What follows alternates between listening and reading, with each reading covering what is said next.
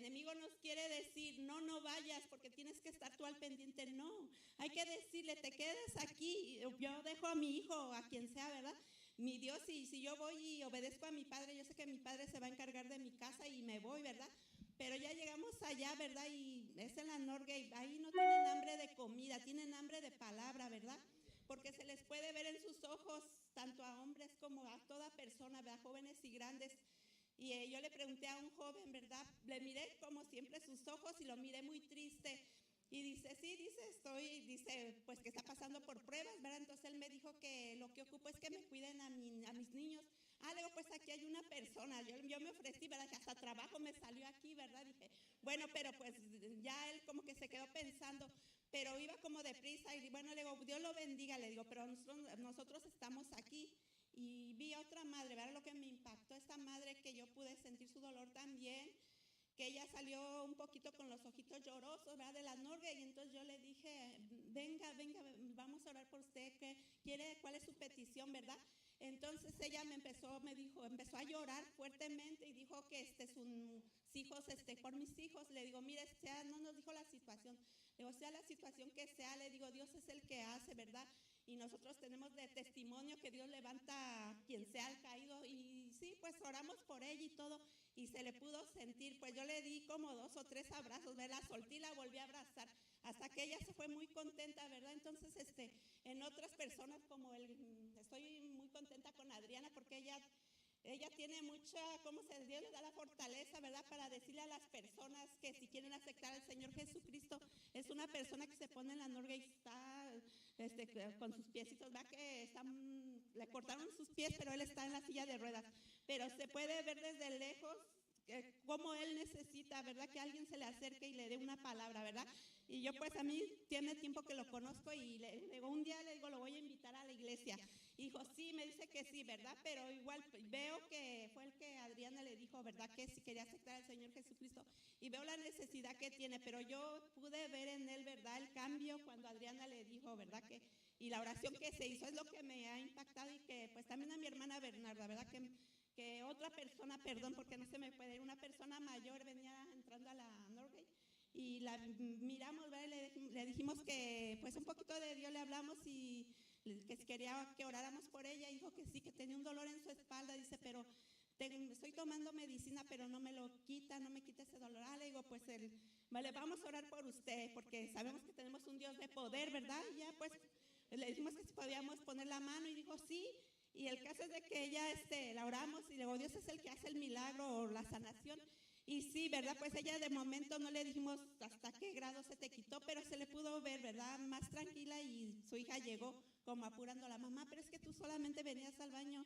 Y le dijimos, ¿verdad? Que sí, siempre le decimos de aquí de la iglesia, ¿verdad? Porque ya andan otros hermanitos que somos hermanos en Cristo. Entonces me queda lejos, dice, porque vivo en Imperial, dice, no sé qué me dijo, ¿verdad?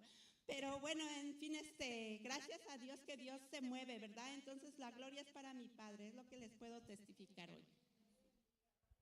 Gloria a Dios, denle un fuerte aplauso al Señor, aleluya. Imagínense que en unos 40, 60 años usted ya se va con el Señor, ¿verdad? Y allá lo recibe gente y que usted no conoce y le dice, ¿y usted quién es? Y le dice, ¿no me conoces? Tú me introduciste a Cristo. ¿No me conoces? Tú me ayudaste a confesar a Cristo como mi Salvador. ¿No te acuerdas de mí? Tú oraste por mí y fui sanado, fui libertado, ¿verdad? Qué tremendo va a ser eso, ¿verdad? Todo lo que uno hace tiene su recompensa, ¿verdad? Así que todo lo que usted hace tiene consecuencias eternas, ¿verdad? Y es hermoso. Así que, ¿por qué no le damos un fuerte aplauso al Señor y así recibimos a nuestro hermano Omar? Gloria a Dios.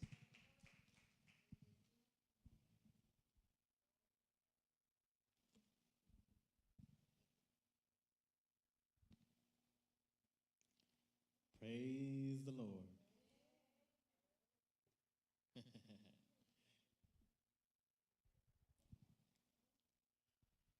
You guys ready? It's looking a little emptier today.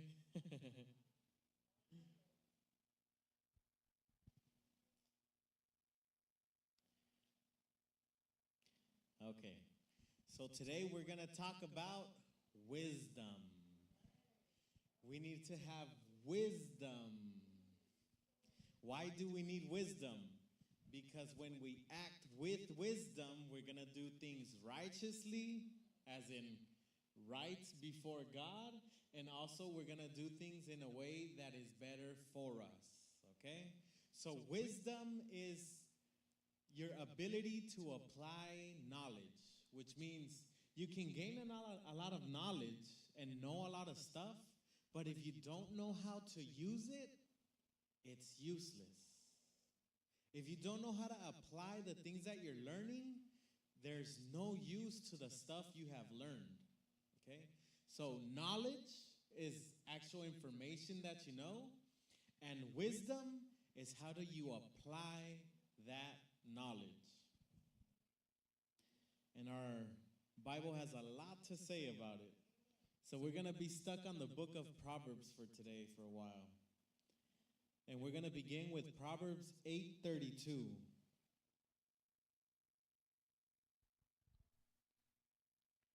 This understanding, this lesson is a lot more important than you think. Because everything that's wisdom and a proverb is so basic, and it's going to be used over and over in your life so many times that if you don't gain an understanding of how to gain wisdom or how to be wise or how to apply wisdom, life is going to suck. Proverbs 8:32. Now therefore, O sons, listen to me. For blessed are they who keep my ways. Heed instruction and be wise. All right, so what's the first thing that we're learning here about how to be wise? Is to heed or listen or make sure you hold on to the instruction that you're getting. So you get an instruction, the first way to be wise is to actually go about and follow the instruction. All right, so this is God talking, saying, heed instruction and be wise, and do not neglect it. So you get an instruction, if you ignore it, you're not wise. You apply it, you're wise. Simple enough? Blessed is the man who listens to me, watching daily at my gates, waiting at my doorpost. Meaning, somebody who is waiting to get that wisdom, waiting to get that direction, that instruction, that knowledge that God's going to give. That person is blessed because they're waiting on God. That's what it is to wait on God. You're literally waiting to see what he's going to say or do or give you as an instruction. Verse 35, for he who finds me finds life and obtains favor from the Lord. But he who sins against me injures himself.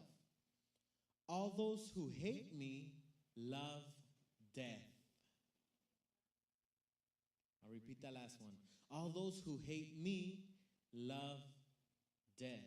So understand then, there's a favor that's obtained from the Lord when you walk in wisdom, which means you're listening to him.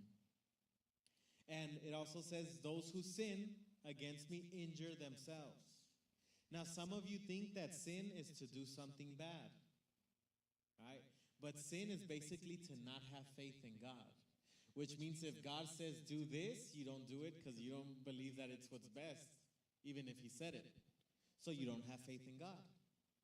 That's what sin is, right? That's why we are saved by grace through faith, right? So the counterpart of listening to God and not listening to God is the same as it is to have faith and to be faithless. So what makes a person perverse and wicked is not that they do bad things, is that they are faithless. And that's the sin that people get, being faithless. It's not just that you believe there's a God, it's believing in the words that he left for us.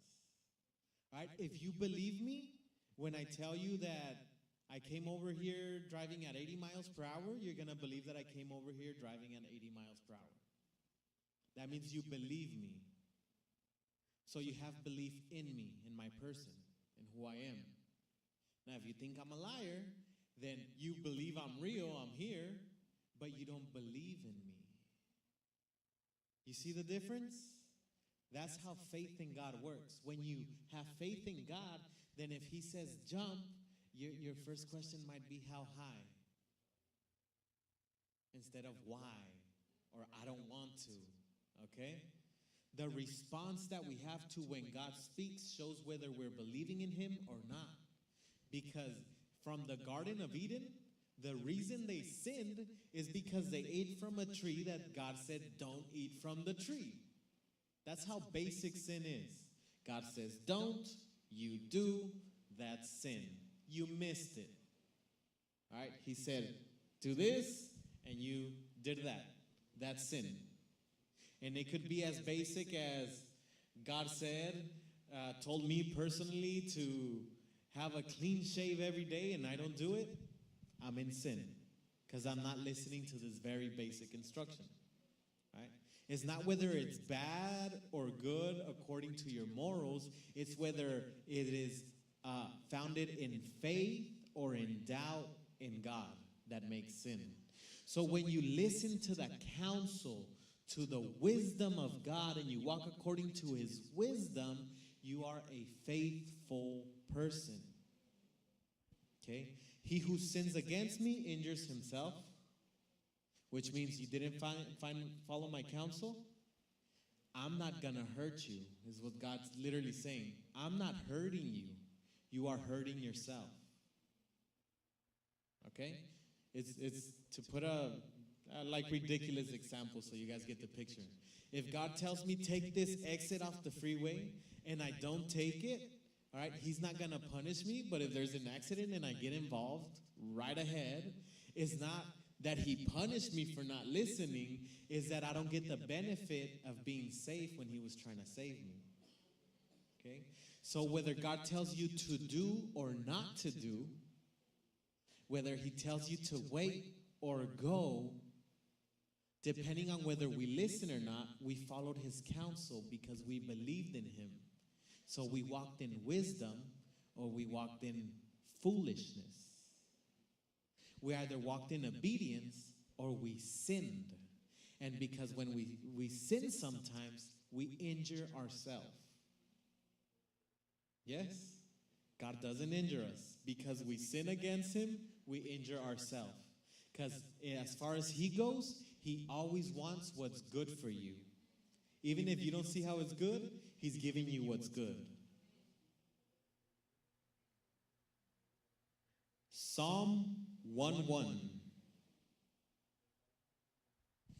How blessed is the man who does not walk in the counsel of the wicked, nor stand in the path of sinners, nor sit in the seat of scoffers. But his delight is in the law of the Lord, and in his law he meditates day and night.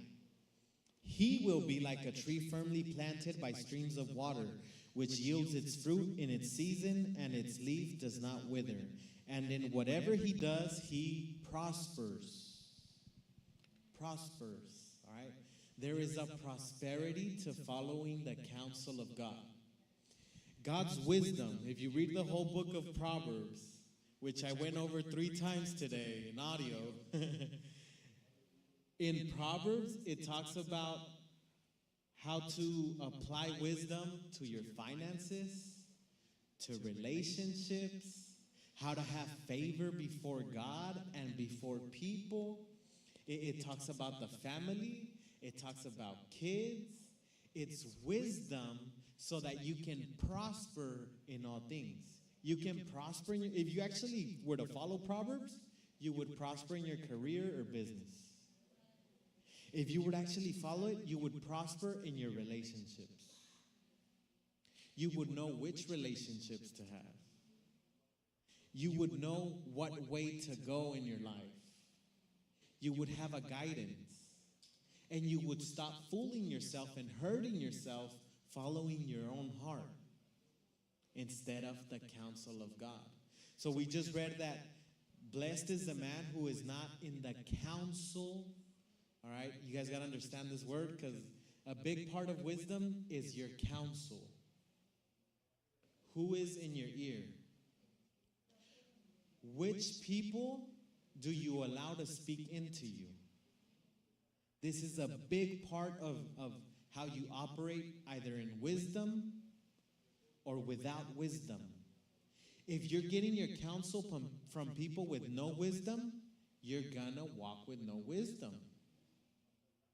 If you're getting your counsel from people with wisdom, you are more likely to be wise. So it is good to not walk in the counsel of the wicked, because they will lead you into sin, which will lead you to hurting yourself. Yes, it's not a punishment of God. It's your own punishment of you. Job 28:28. This verse is like a definition right here. And to man he said, so God said this to man, behold, the fear of the Lord, that is wisdom. And to depart from evil, that is understanding. You want to know what kind of person actually has an understanding of things? Is a person who knows to get away from evil. All right, who's the smart one? The one who knows to get away from evil.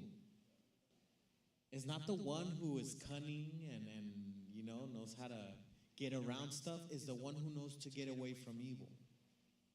Why? Because this person finds favor before man and God. Some others might get what they want at the moment, but that's not wisdom. Wisdom benefits for now and for later.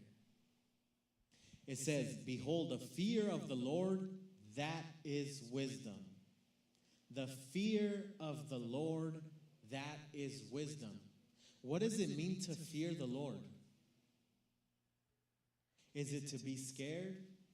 Or how a lot of people explain it, to have this reverence for God?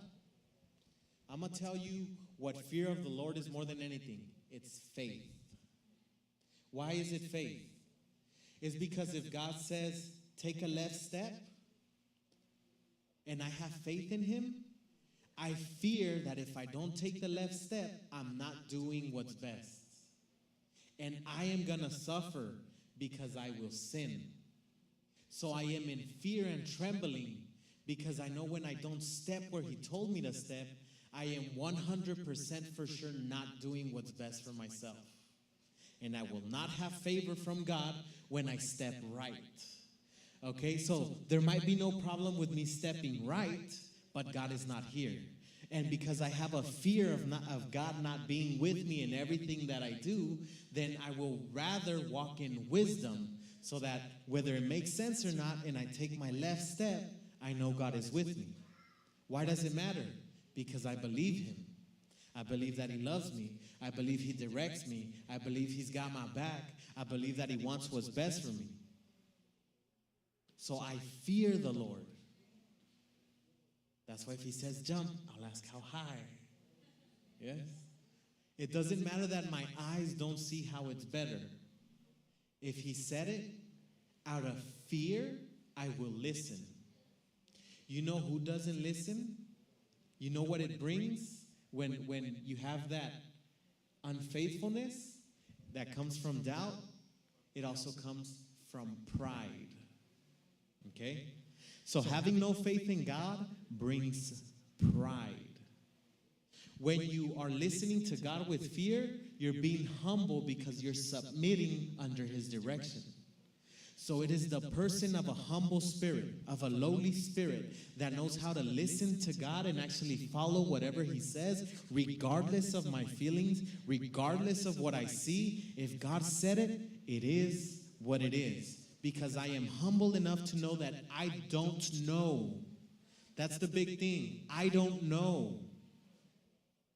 So I'm going to fear him because he does know. So that's where humility comes in. The proud will hear the counsel of God and think they know better. And when they think they know better, they are showing their pride. That's why when you're going to read Proverbs, whenever you read it, you're going to read it talks about the haughty, which is the proud, the proud. It's going to talk about the foolish. It's going to talk about the wicked. It's going to talk about the stiff-necked. And it's just people who are right in their own opinion above God's. It's people who could be Christian. They could speak to God and God could speak to them, and they will twist what God says because they want God's word to conform to their own opinion instead of their own opinion conforming to whatever God said. So pride will bring them away from God's instruction, will bring us away from God's instruction when we're proud and we think we know better. And then what do we end up doing? We end up sinning. And before the fall comes pride, which means before I mess up and do something that's going to destroy me, I'm going to think I know better than God. And then I'm going to do something that's going to destroy some part of my life because I am going against God's counsel. Okay, so the fear of the Lord, that is wisdom. And to depart from evil, that is understanding. Amen?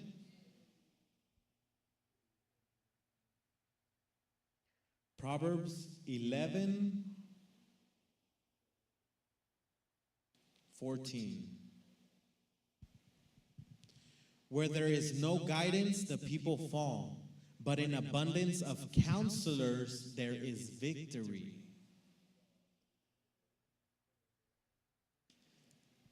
What does it mean? Get yourself some good counsel. Okay? If there's no good counsel, and we see a lot of examples of this biblically, I remember, was it Jeroboam, the son of David, who tried to take away the kingdom? He had counselors. He was winning war against his own dad, David, but he got a counsel that was wrong. And because he listened to the wrong counsel, he was defeated in battle. So counsel, it says right here, in the abundance of counselors, there is victory. If you have enough good counsel, there is victory, which means you will live victorious. What kind of victory? Well, if it's counsel in business, you're going to be victorious in business. If it's counsel in relationships, you're going to be victorious in your relationships. If it's counsel in your health, then you're going to have victory in your health. The multitude of counsel brings us safety. Proverbs 13:20. He who walks with the wise will be wise, but the companion of fools will suffer harm. Okay? So who you have around you that speaks into your life forms the type of mentality that you grow up with. When you listen to the people that are counseling you, you're going to live as they live. Here's something that people do, especially when you're younger. You want to vent and talk to people who are your peers. But they haven't obtained what you're trying to obtain. So when you get their counsel, what you're really going to do is maintain yourself at the level that you are. When you're going to get a wise counsel, first of all, it has to be from someone with fear of God. Why? Because if they don't fear God, they're not going to depart you from evil because they don't have that understanding. So the understanding first is to get away from evil. And then it's to fear God so that you don't hurt yourself. When you get counsel from someone who is not godly, you're going to get a counsel that might be their best counsel, but is going to be according to their own understanding that will not depart you from sin. It could be a counsel that takes you to be vengeful and spiteful and bitter. You get counsel from a bitter person, guess what they're going to lead you to? To act out of bitterness. You get counsel, say you're in a relationship, and you get counsel from someone who's been hurt over and over. The counsel that you're going to get from them is different from a person who is where you want to be. So someone who has a successful matrimony is not going to counsel you the same as someone who is constantly been beat down by relationships. So The ones who walk with the wise will be wise themselves. You want to walk in wisdom? You want to avoid the suffering of missing the mark of what you're supposed to do? Do not get the counsel of do not get the counsel from people who will mislead you. And the simplest way you could tell about this counsel is, do they fear God or not? How can you tell? Do they depart from evil or not? Simple enough?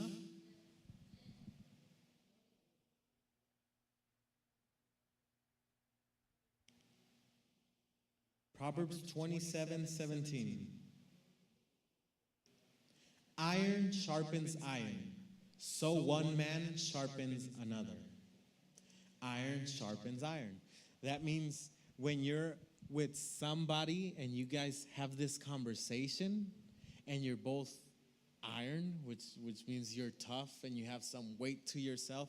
When you're with someone of your same caliber, your same fear of God, and you're speaking with each other, you guys can sharpen each other.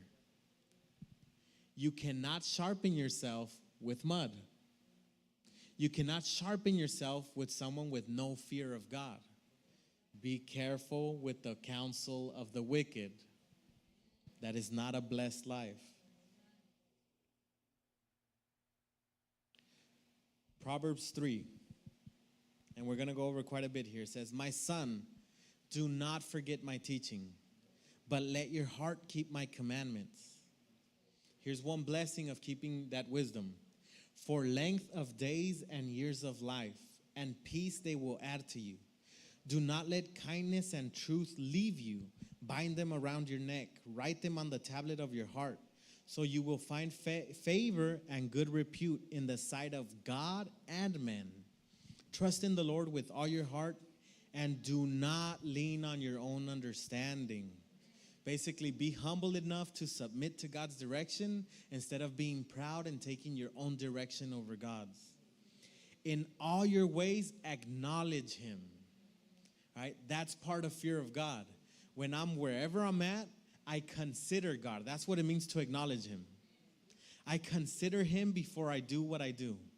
I consider Him before I act how I act. Every time that I myself have missed the mark or done something incredibly foolish has been because I don't consider God. It has been because I don't consider His counsel. It has been because I was being prideful at the moment. That's when I act the most foolish. I ignore the counsel of God. And He will make your path straight. Acknowledge Him, He'll make your path straight. I'm about to do something stupid. I remember God, He will make my path straight. Oh, I can't do that. That's not how I should act. That's not how I should respond.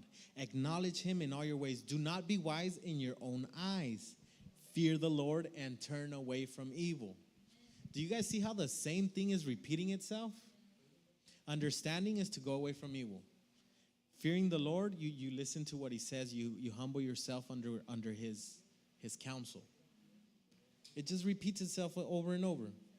I will be healing to your body and refreshment to your bones. So if you're a person that has no energy, follow the counsel of God. Follow wise words. Follow the teachings that you've been given, and you will actually have a little life up in those bones. Number 9, honor the Lord from your wealth and from the first of all your produce. Basically, is to give the offering or the tithe. So your barns will be filled with plenty, and your vats will overflow with new wine. It's just saying give, and you will receive. Right? It is better to give than it is to receive. Right? It's a simple principle that you can apply to your career and to business. My son, do not reject the discipline of the Lord or loathe His reproof. This is where you could see the pride just jump up in us. It's when God tries to get us in trouble. When God has a conviction inside of your heart. And when He convicts you and you You get kind of mad or upset at what God is telling you or what God's moving you to or at the word that was spoken because it came against you, and you have that resistance, that's your pride. If you're in a place of humility, you receive it, you think about what was said, whether it's true or not, you judge yourself. And when you judge yourself according to the word and you humble yourself under it, then that word is a benefit to you and it can exalt you out of wherever you're wrong. So we need to humble ourselves before his counsel. If we loathe it and we despise the discipline, we're in pride. For whom the Lord loves, he reproves, even as a father corrects the son in whom he delights. Okay, so if God loves you, he is going to correct you. You should be worried if he's not correcting you. If you could do whatever you want and you have nothing from God, no response, be worried. But as long as he's correcting you, he's showing you that he loves you. How is discipline showing you love? Because you're choosing to hurt yourself. And the discipline is teaching you to not hurt yourself. So if you're walking into destruction, what does God's love do? It gets you in trouble like, hey, go that way. You're going to destruction. All right? Leave that group of people. Leave that relationship. Get away from that career. Stop being filled with this, whatever you're watching or listening to. There's going to be that reproach, that discipline from God to tell you.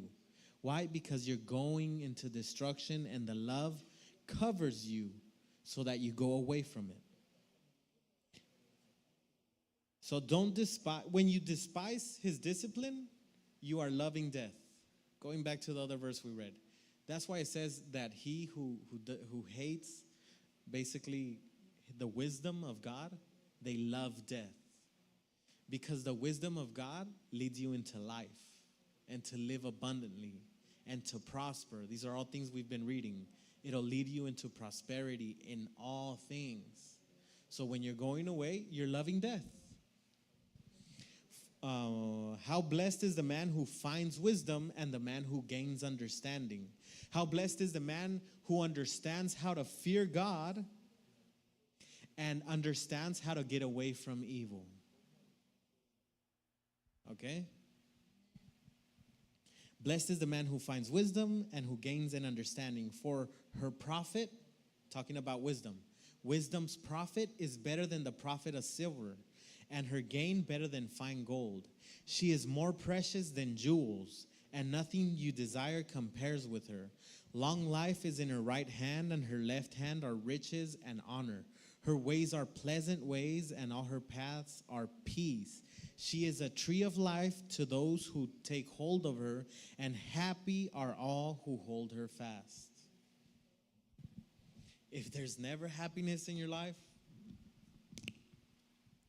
I can guarantee you, in this country for sure, you're not walking in wisdom. We have it too good here. If there's no happiness ever in your life, you're not walking in wisdom. Which means you have pride. You're dealing with pride. You might think it's not pride because you're quiet, but it is pride because you're not following God's counsel. You might think it's not pride because it has a different face to it, but you're still following your own counsel over God's. So it's still pride.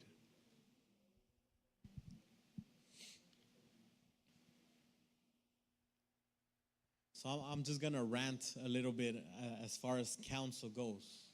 When we receive counsel of people, all right, especially for the younger ones, one of the main things that people seek counsel for is relationships, all right? So as you guys begin to go into relationships, you're going to end up seeking counsel. And when you look at a person, the life that they have, if you don't want what they have, don't go for counsel for them, all right? I don't have a long, happy marriage. I'm not married. You want to ask someone with that long, happy marriage when it comes to dealing with a relationship. And then you want to know about that person enough to know where they've been hurt. Why? Because even though they have that long marriage, they've been hurt enough to counsel you out of their hurt. And that's when you're going to need a lot of wisdom. There is this safety in the multitude of counsel, but in the multitude of counsel, the number one counsel you want is the counsel of God. Because if you're walking in wisdom, you have favor with God and man.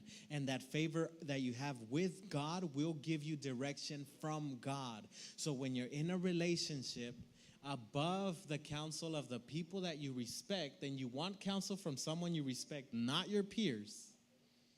If you're getting counsel from your friends, you are messing up. You're messing up big time. Like if it's a serious relationship, you want serious advice from people who have already taken it seriously. You get advice from a person who's been broken, hurt, and can't keep a relationship, you're going to end up following the footsteps of someone who knows how to get broken, hurt, and mess up relationships. Okay? So your little promiscuous friends, they're going to tell you to be spiteful and vengeful. Because in their mind, it's okay to destroy a relationship out of pride. So as soon as you have a little argument or something, or something goes wrong in the relationship, they're going to jump up and be like, break up. Let him go. He's trash. Da, da, da. Or she's trash. She's no good. You could do better.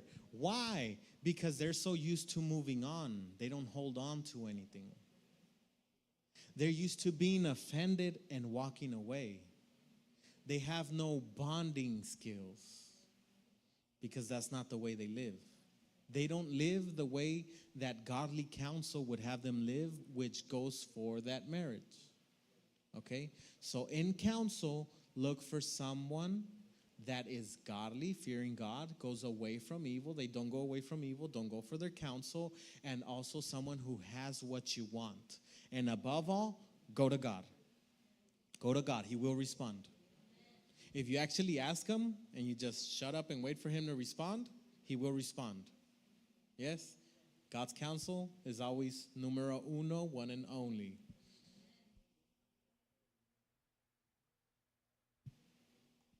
So you're going to start a business? Counsel from the business owner who actually has some success in business, not from the broke one. Advice in health, all right, get your wisdom from someone who you consider healthy, all right, not from the one who's unhealthy. And in all things is the same thing. Proverbs 15:28.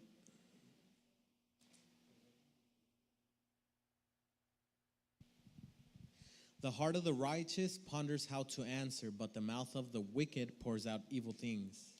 The Lord is far from the wicked, but he hears the prayers of the righteous. Verse 31. He whose ear listens to the life-giving reproof will dwell among the wise. He who neglects discipline despises himself, but he who listens to reproof acquires understanding. The fear of the Lord is the instruction for wisdom, and before honor comes humility. Before honor comes humility. There's also another verse that says, before the fall comes pride. Before honor, there's humility. Before the fall, there is pride. Or before destruction, there is pride. You guys seeing a little theme here? You guys seeing the little theme here? There's humility and following God and fearing God and going for his instruction. This is the wise person. This is the one who gets an understanding and gets away from evil. This is the person who is considered smart, basically. And the idiot, the foolish, the proud, the haughty, the arrogant, the stupid, all these words that the Bible is using itself is to explain those who don't like the discipline, who don't like the counsel, who love death. So listen to the good advice.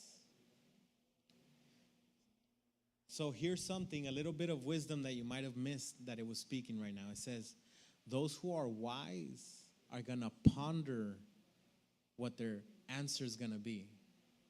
All right? One big advice that the Bible gives us is to think before we speak.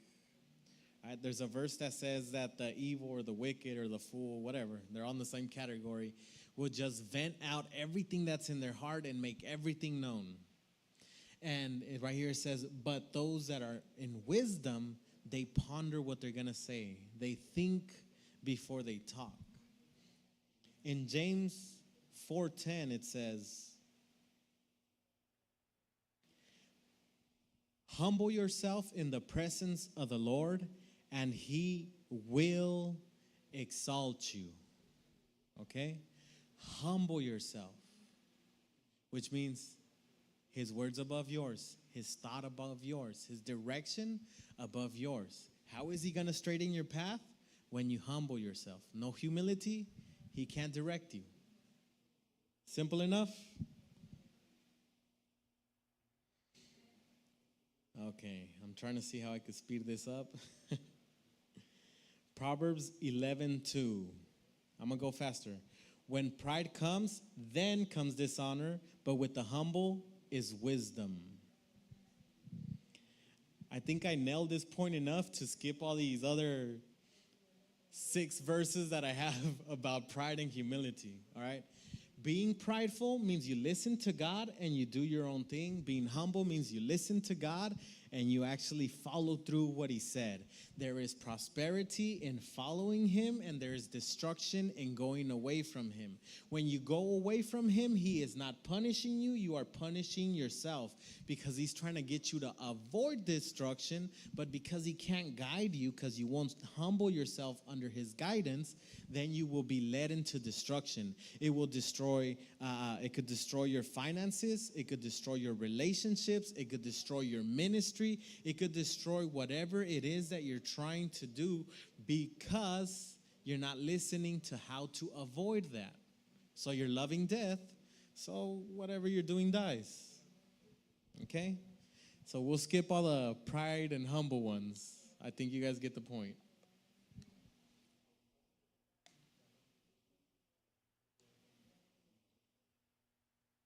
We'll end that portion with this verse right here, because it makes it pretty plain. Whoever loves discipline loves knowledge, but he who hates reproof is stupid. Plain and simple. I don't say it, the Bible says it. When we hate reproof, we're being stupid. Simple? Now, part of the counsel, so there's a lot of counsel that comes from God, so we need to understand who we let pour into our life as far as counsel goes, and always go first for the counsel of God, which means we go to the word and prayer. Word and prayer. Let God speak to us in whatever it is that we must do, especially in our bigger decisions. And then there is counsel around how to deal with our family. Proverbs 22:15 says this: foolishness is bound up in the heart of a child. The rod of discipline will remove it far from him. So understand this: we are by nature sinful, which means we are bound to be wicked, unfaithful, proud, and not listen to God from when we're children, right? So as the child grows up, us parents need to make sure that we discipline them, because that pulls away that evil that we have innately in our nature. Chapter 13, verse 24. He who withholds his rod hates his son, but he who loves him disciplines him diligently. He who withholds his rod. If you withhold punishing your kids, all right, and even if you don't have some, listen, because it's for later. If you don't punish your kids when you have kids, you hate them. Why? Because you see them walking in a destructive way and you don't correct their path. This is what God does for us. That's why discipline from God is good for us. And this is what we need to do if we're going to be in his likeness. when we don't discipline them, we're allowing them to go straight into destruction. That is not love. I'll tell you what else is not love. For you to want your kids to love you because you didn't discipline them instead of doing what's right for them. That's not love. That is selfish. You want their approval instead of you wanting God's approval for them. So you rather be approved yourself in the eyes of your kid instead of your kid being approved in the eyes of God. So you let them walk in a path of destruction and you don't correct them or discipline them because you don't care. You care about how you look in your relationship with your son over how your kid looks in relationship to the favor of God. Because when they're walking in wickedness and doing everything wrong, it means that they're not going to get favor from God. God establishes how to be blessed. And if you don't discipline them in being blessed, they're never going to walk in that path. But if you instruct the kid in a righteous path, then they will walk the righteous path. So we don't withhold the rod. We don't withhold the discipline because they need to know that there is consequences, because there is. Right now they see my punishment. My kids will see my punishment. But they need to understand that eventually what they do, they punish themselves. But they need to be conscious that there is repercussions for what they do. Or else they will do whatever they want and suffer the consequences. Now they can be blessed financially. They can be blessed relationally. But the favor of God isn't going to be over everything they do. They might, out of some sort of luck, come out blessed in some things, but it won't be because of you. It's just a shot of luck because they had the character to build themselves up and be blessed in whatever way. If you want to bless your kids, make sure they understand discipline and that you teach them in a way that they learn to love discipline. Why? Because one day, God's going to try to discipline them. And if they've never been disciplined, if we've never been disciplined, it's harder for us to allow ourselves to be disciplined by God. Verse 29, chapter 29, 15. The rod and reproof give wisdom, but a child who gets his own way brings shame to his mother. That's pretty self-explanatory. Correct your son, verse 17, correct your son and he will give you comfort. He will also delight your soul. All right, which means you're going to be proud of him instead of him being a burden on you. Amen? Proverbs 21:19. It is better to live in a desert land than with a contentious and vexing woman. We're going to throw a few in there. 11:22. As a ring of gold in a swine's snout, so is a beautiful woman who lacks discretion. Chapter 25, verse 24. It is better to live in a corner of the roof than in a house shared with a contentious woman. And chapter 27, verse 15.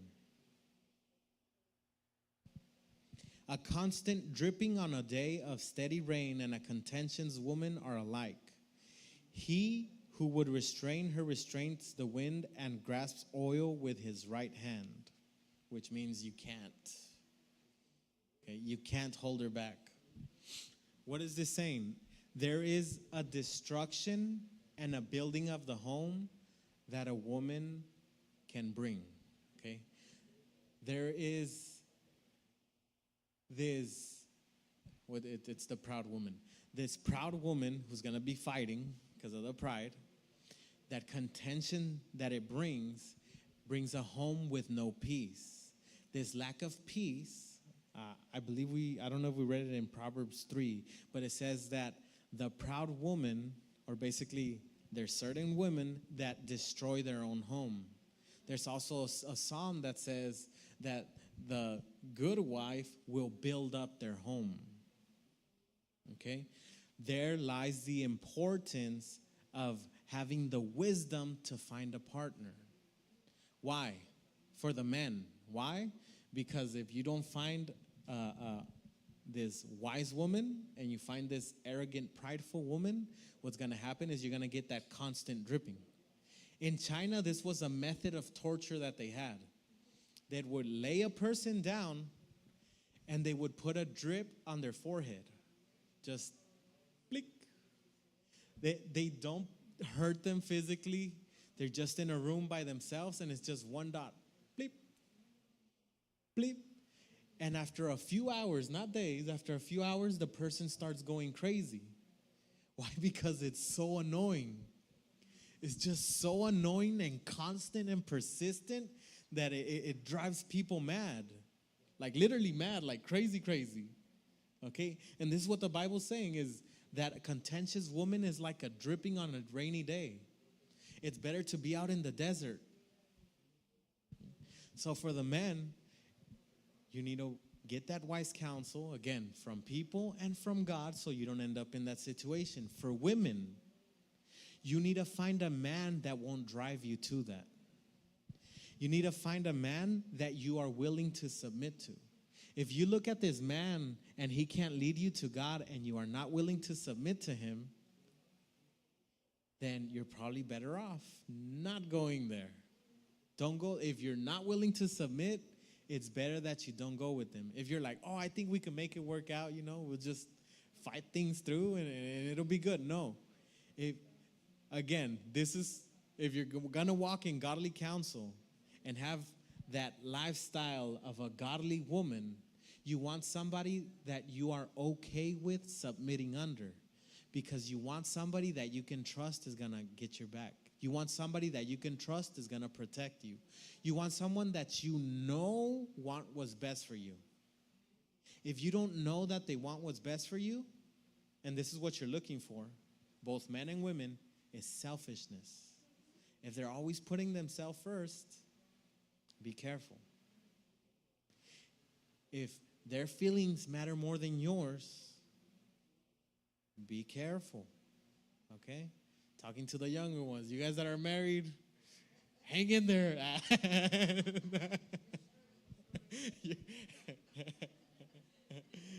There's different counsel for you guys, okay? There's different counsel. All right. But it's still along the same lines. You still got to be, if it's women, you still got to be the godly woman that out of that submission and seeing how God works in you, it will convert the man. And if you're a man, then you got to have that protection over her. And the whole household is sanctified by the one who is actually a believer, okay? So, not saying separate if they say selfish.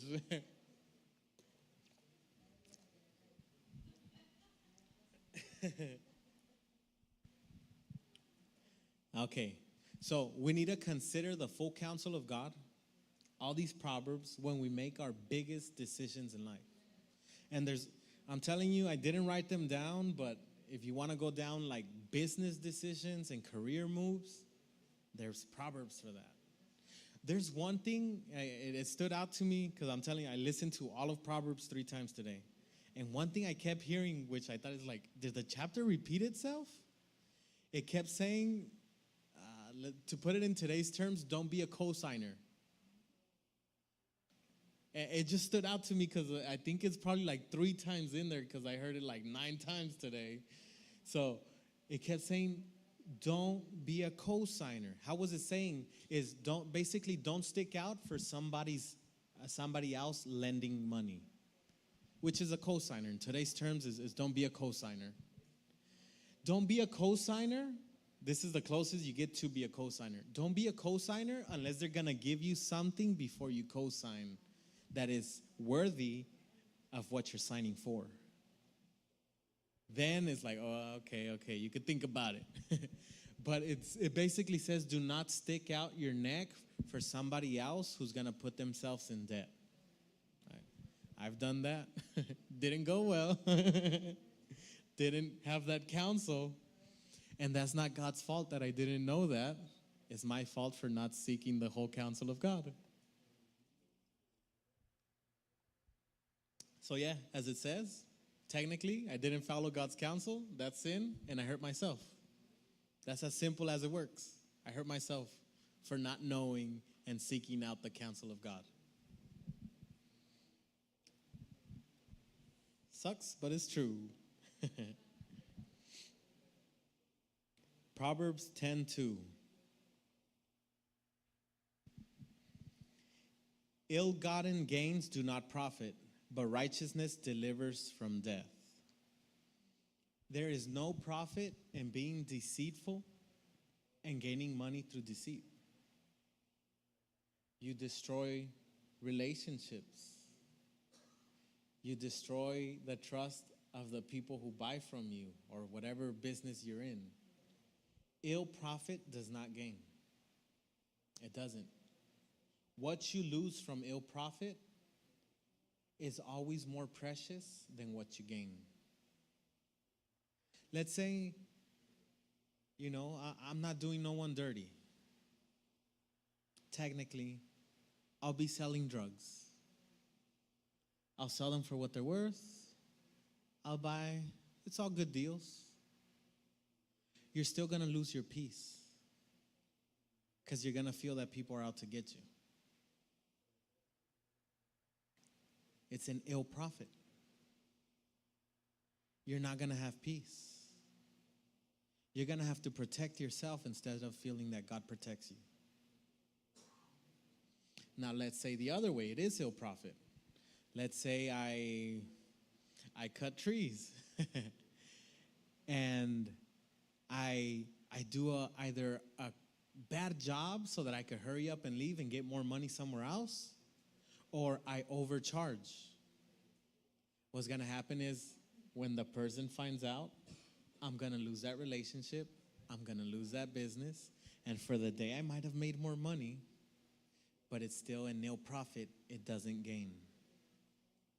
You could be someone who steals from people, and you're good and you don't get caught. But the day will come when you get caught and it is no longer a gain, because anything you would have stolen up to that day, you're going to lose all things. So it is always better to have the honest and slow gain. That is the counsel of the Bible. Slow gain, that could bring you riches. But a quick scheme for you to get rich real quick will always fall that quickly.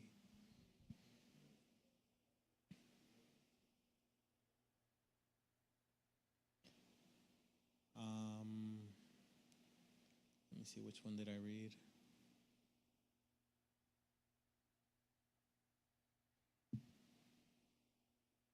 I just read 10:2, right?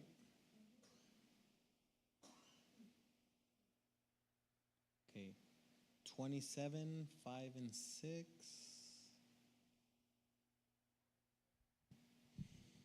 Better is open rebuke than love that is concealed.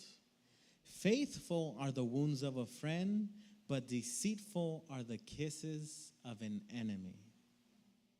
All right, these are two very separate things. Better is open rebuke than love that is concealed. All right, first of all, open rebuke. Why is it better? Let's say I love you, okay? But I never tell you or show it to you. It doesn't do you any benefit. It might even harm you, because I don't show it, you think I don't love you. And the open rebuke is better. Why? Because even though you're getting a person in trouble, at least that shows that you care in some way and you're trying to direct them. So that's still some kind of love. You're trying to rebuke somebody. And it says, faithful are the wounds of a friend. Means when they rebuke you, and it's a friend, it is a faithful wound. Meaning, yeah, it might hurt you that they're telling you off, but they're telling you off for your good. They're letting you know that you're wrong for your good. But deceitful are the kisses of an enemy. And this applies to parents, us as parents. Deceitful are the kisses of an enemy. And this is why don't get counsel from your peers. Especially don't get counsel from people who respect you more than you respect them. Why? Because you're going to get those kisses, those enemy kisses. What's an enemy kiss? It's when I'm doing something wrong and everybody's like, yeah, do it. It's cool, man. Yeah, you deserve it, or whatever. Those people that are okay with what I'm doing, those are enemy kisses. Because they are supporting my destruction. It looks like they're supporting me and they're loving me, but what they're supporting is me doing wrong, and it leads to destruction. Does that make sense? Okay? So, better is open rebuke. Love that is concealed sucks. Faithful wounds of a friend, awesome. They're faithful, always good. And deceitful are the kisses of an enemy. Careful who supports you. I'll say this, if you know someone is always going to evil, if you know this person is very prideful and they're with you, you better judge yourself again. Because if they like what you're doing, it might be coming from the same spirit that they walk in the same pridefulness, in the same bitterness or whatever.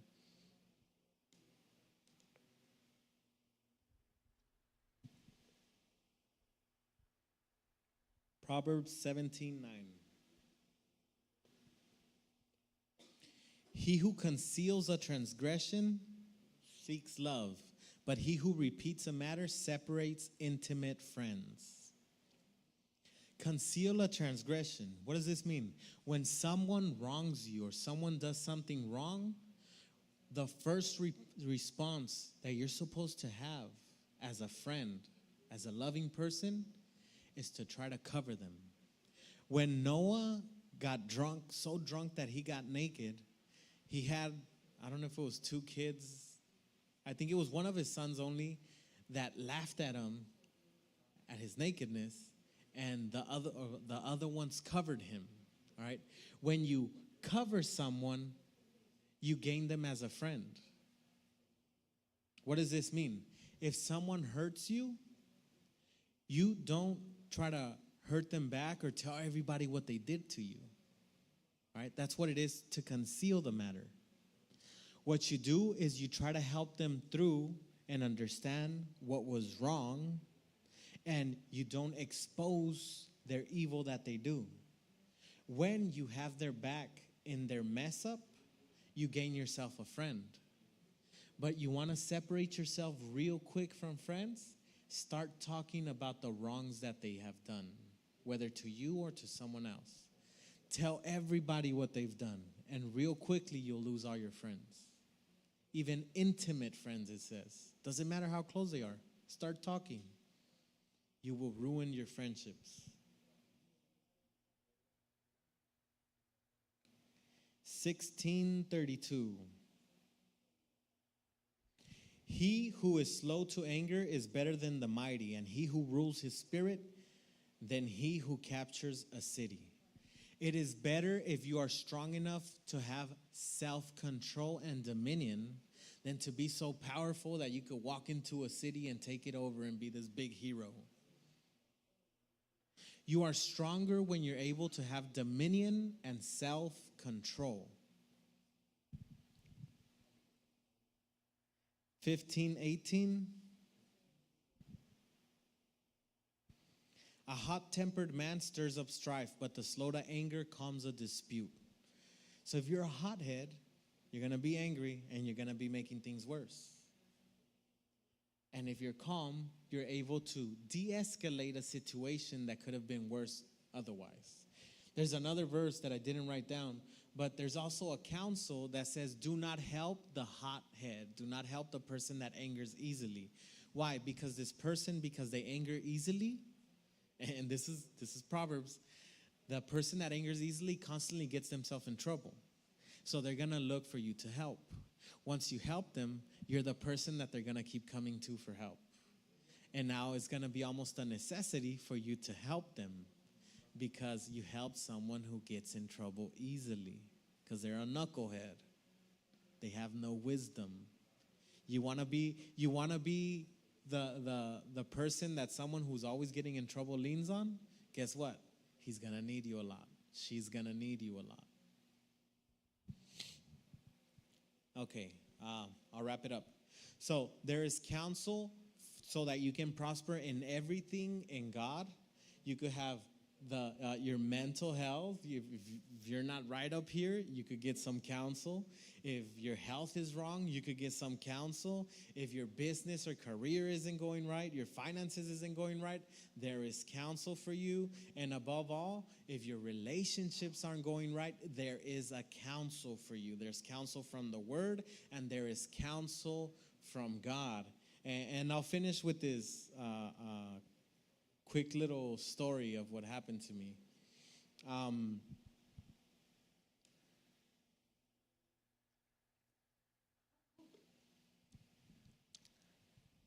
God's wisdom is so far above ours.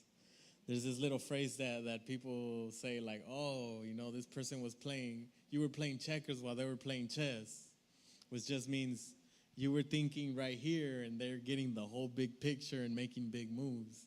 And that's basically how God works. He's making big moves constantly. That's why you want to get your wisdom from him. This is what happened to me not long ago. There was this person, I'll call him El Bro, right? El Bro, that I was partnering with to basically do some life stuff together. And we had this relationship. We were talking constantly. El Bro, we were cool and everything, talking and hanging out and just getting ready to do certain things together. And during our friendship, after some time, I did something that was wrong, right? I did something that was wrong in a way that was so grieving even to myself, because it was immoral in the way that I acted, that it set me back so that I could think and judge myself. So when I committed this sin, when I committed this evil, it's something that I could have hidden and never told the person, okay? But as I was in prayer, all right, God convicted me that I had to tell the person what I did wrong. So then I tell the person what I did wrong, and they're like, wow, I can't believe you did that, right? So when they say, I can't believe you did that, they were offended, right? Especially because it came from me. Why especially because it came from me? Because I'm supposed to be the Christian guy, right? And here's something you guys got to know. I'll give you this little wisdom right now. As you get closer to God, you're going to have a lot less grace from people. There is no forgiveness for you. And you either walk the straight and narrow, or there isn't that. There's no forgiveness the higher you go in God. The more that people respect you in God, the less forgiveness you have from people. The less you can mess up and the less wiggle room you have, right? So, and that's what happened, is I knew I was wrong.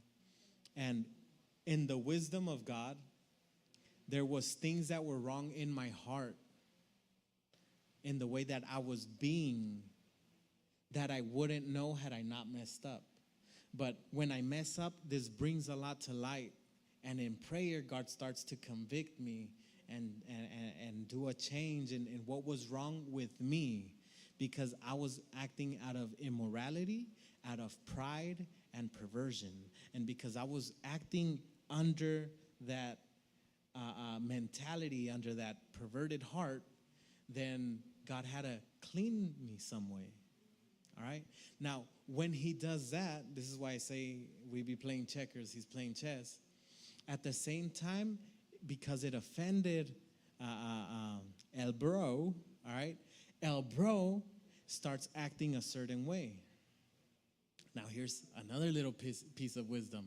As long as you are a benefit to people, they will show appreciation for you. You want to know how they feel about you? Get on the wrong side of them, and then you will know whether they have love for you or not.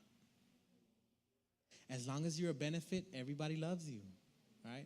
You can be a benefit to the worst person in the world. They will show you appreciation. Why? Because they want to keep the benefit coming, right? And this is what happened. I wronged El Bro, and when El Bro got wronged, it also exposed to me what it is that was in his heart.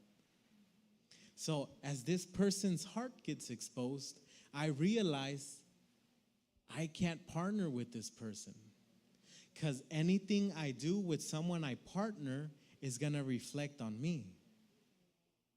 So it showed me and exposed certain things inside of this person that when God dealt with this person, because we were still talking, and we even prayed about some stuff, and El Bro told me what God was showing him. And what God was showing him was that I messed up big time here, but throughout the whole relationship, there was a consistent messing up from him, of missing the mark. So it kind of added up inside of me, and it got to a point where I kind of blew up and did something stupider, right? And even though God showed him that, it meant nothing to him. And then God specifically told him to be humble and to basically try to move past it. And God was also showed me, not him, he didn't tell me, that he was going to show this person all the times that I had forgiven this person and how I acted when they messed up, so they can see how they act when I mess up. And their response still did not change. And because the response didn't change, then I know out of the godly wisdom that it's time for me to depart. I asked for forgiveness. What I did was wrong. It doesn't change what I did. God dealt with me to the point where he gave me a verse where he told me that I'm this close to hell. All right, because God don't play with me. He gave me a verse, I think it was Jude 1:8 or something, that talks about Sodom and Gomorrah and how because of the dreams of their mind, they're burning in hell or something like that. And he was basically placing this judgment on me, which is like, repent, because that perversion that we're seeing right now in your heart, that's where you're headed. That's how he was dealing with me. And so he deals with El Bro in a different manner. But I see, because God is showing them that it is pride, that this person wants to walk in pride. And because they want to walk in pride, then there's certain places I can't be with them. Which means if I'm in a ministry with a certain person doing anything and they have a level of pride that is harmful, what happens is that your attitude, all right, this is from the classes of leadership. Your attitude determines your altitude. And if this person doesn't have the attitude whenever people start offending us, what's going to happen is this person will destroy a ministry that we do together. So this is what God did, playing chess while I'm thinking checkers, is I messed up. And out of my mess up, what he ends up doing is passing judgment. And his judgments are always beautiful. Psalm 19, I think it is, it says that they are sweeter than honey and the one that's dripping from the comb. And they are, because this was his judgment. You messed up. Let's deal with you. Okay, he deals with me. From that point on, I try to be as honest and truthful as I can. So I tell the person, and I deal with God, and he deals with my heart. And he deals with me and what I did, because I was wrong, and I was completely in the wrong mindset. But out of that, he exposes something that I was partnering with. It seems like it was almost necessary for me to mess up so that I can see that that was not convenient for me. So there is my wisdom where I'm thinking, dude, I messed up. What is wrong with me? Okay, let me pray. God, deal with this. What are we doing? Blah, blah. And he's renewing me and changing me. And then there's the part that I didn't see where I was walking into something where if this person doesn't deal with their pride, I can't be with them. I can't partner with them. Now, if the person were to deal with their pride, then it's okay. But because there is pride, even though I did the wrong, I have to separate. And this is what God shows because he's playing chess. And this is God's wisdom, which almost doesn't make sense. I offend a person, and then I'm like, oh, I need to stay away. As far as I'm concerned, it shouldn't work that way. Right? That's our wisdom. But it was something that exposed something that let me see, okay, there's pride in the future.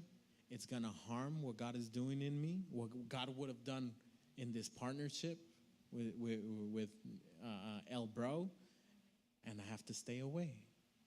So in anything that you do, there's what we think is right, and there's what God knows is right. Okay? There's what God knows is better. He's going to lead us into righteousness, into prosperity. It might not make sense to you, but it will make sense to him, all right? And even in any relationship, friendship that you get into, let God guide you because there is a time to let go and remove yourself from certain people. If, all right, there's choices. There's people you're going to be that are terrible people, but you're going to be a blessing to them. You should stay in their life. Until God said so. You seek the counsel of God for everything. For everything, right? You can be around people to the point where it starts harming you. You are to be meek and to be humble, but you are not to be an idiot, right? If someone is constantly hurting you, you don't have to stay in that place either. So this is advice for you guys, all right? Yes, we are to bless people, but we don't have to stick around in places where we're going to constantly be hurt. All right? So that angry friend that leans on you for everything, you don't have to stick around. It doesn't make you a bad person to get away. Is that clear? Okay, so there's a godly wisdom that he's going to lead you to. And all you have to do is follow what he says. That's the simpleness of wisdom. It's not this big or elaborate, I understand all things. It's, did God say it? I'm going to do it. Why can't I partner? Because God said something and he didn't do it. That's a problem for me. I can't partner with someone who will listen to God and ignore him. I can be someone who pours into them. I can be someone who talks to them here and there, but I cannot partner with them in a way that this person also represents me. Does that make sense? Okay, so there's wisdom for everything. Pray, pray, pray. God does answer, and there's a lot of counsel in the word. Had I prayed before I co-signed, you know what? He would have told me to read the Bible. Because if I would have just read the Bible to begin with, I would have seen not to co-sign. And it just takes like an hour and a half to go through all the book of Proverbs. So it's not even that long. Okay, so you guys could split into groups. And in your groups, just discuss how you can apply wisdom, right? And one thing we didn't get into, but the book of Proverbs touches a lot on laziness. Don't be lazy because you get nothing. So go ahead and go into your groups. And if you don't have the packet, let me know, and I have it here so you guys can discuss the questions.